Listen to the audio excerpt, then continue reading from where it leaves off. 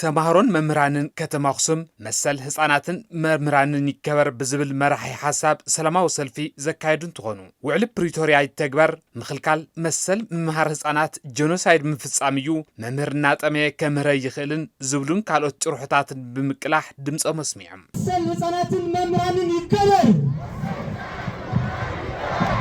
መሰል ህፃናትን መምህራንን ይከበር ናክፍሎም ይመለሱ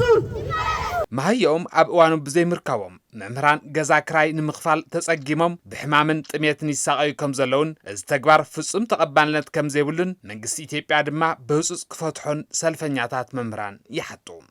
ሕልፉ ዝፍ ማህያ ኣለና ዘይተኸፈለ ሕዝውን መይሱ ደሞዝ ምሄና ዘይተኸፈለ መምህራን ዓብይ ጸገም እዩ ዘሎ መሐከመ ይብሉ ገዛ ክራይ መኽፈል ይብሉ ተለቅሖ ለቃሕውን መምለስ ይብሉ ኣብ ዓብይ ጸገም እዩ ዘሎ ሓሚሙ ክሕከመ ይከኣለ ኣብ ክሲ ማሕበራዊ ቤት ፍርድን ካልእ ይውዕል ኣሎ ክራይ ገዛ ስለዘይተኸፍለኒ ውፃእ ይበሃል ኣሎ ወንሕና ደሞዝና ንክልከለሉ መንገዲ እንታይ ኣለና ሓሚሙ ናይ መሐከሚ ተረክበ ይከኣለን ጠሚሙ ናይ ደቆ ንባዕሉ ክዕንገል ይከኣለን ስለዚ ዝሓቶም ሕቶታት ናይ ብእዋናዊ ምላሽ ክወሃብ ይከኣለን ፌደራል መንግስቲ ይኹን ብካልኦት ሓይልታት ነዚ ትኹረት ሂቦም ነቲ ናይ መምህር ፀገም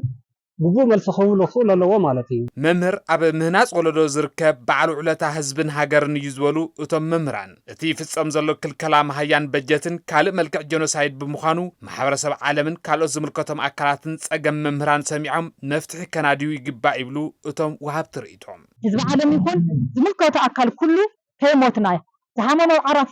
ዝደቆሱ መምሃራን ሕዚ ዝተረፉን የውና መዓት መምሃራን ለዚ ነዚኣቶም ከይሞቱ ሓሚሞም ኣለዉ ዓራት ሒዞም ኣለዉ ከይሞቱ ተሎ ክንበፅሐሎም ታግብኦምን ክረኽቡ መሐከመውን ይረኸቡን ነዚ እዩ ሕዚ ሰላማዊ ሰልፊ ፍታሕ ንኽንረክብ ምእንቲ ድምፅና ክነስምዕ ኢና መፂና ዘለና ሓላፊት ቤት ጽሕፈት ትምህርቲ ከተማ ኣክሱም መምህርት ጸጋ ገብረ መስቀል ማህያን በጀትን ብምኽልካል ከይዲ ምምሃር ምስትምሃር ንምቁራፅ ዝግበር ዘሎ ምንቅስቓስ ፍጹም ተቐባልነት ከም ዘይብሉን ዓለም ለኸ መሰል ትምህርቲ ህፃናት ዝጥሕስ ተግባር ብምዃኑ ኩሉ ክኹንኖ ይግባእ ይብላ ማህያ ሰራሕተኛታት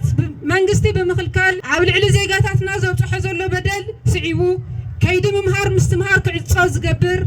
ኢሰብኣውን መራላውን ተግባር ብምቅዋም ድምፅና ንዓለምን ንፌደራል መንግስትን ማሕበረሰብን ንምስማዕ እዩ ከንቲባ ከተማ ኣክሱም ኣይተ ትኳ ሂሉ በጀት ብምኽልካልን ነዳዲ ብምዕፃውን ህዝቢ ትግራይ ንምንብርካኽ ዝፍጸም ዘሎ ዘይፍትሓዊ ተግባር ብሓድነት ክምከት ይግባእ ኢሎም ማህያ ናይ መምህራን ምኽልካል ማለት ኣብ ልዕሊ ክቕፅል ዝኽእል ህዝቢ ጄኖሳይድ ምፍጻም ስለ ዝኾነ ከም ተጋሩ ኮይንና ክንቅፅል ነካይዶ ዘለና ቃልሲ ሓደ ታፍቶም ድምፅን ሓፍ ነብለሎም ዘለና ስለ ዝኾነ መምህራንን ተምሃሮን ተሓባቢርኩም ተካይድዎ ዘለኹም ሰላማዊ ሰልፊ ግቡእ እዩ እሞ ከምዚ ዝበለ ቃልሲ ተጠናኺሩ ክቕፅል መፍትሒኡ ተወዲብካ እንታ ምቅላስ ካሊእ መማረፂ ዘየብሉ ምዃኑ ወሲድና ኣብቲ ንገብሮ ዘለና ኩሉ መዳይ ምርብራብ ዓድና ናይ ምድሓንን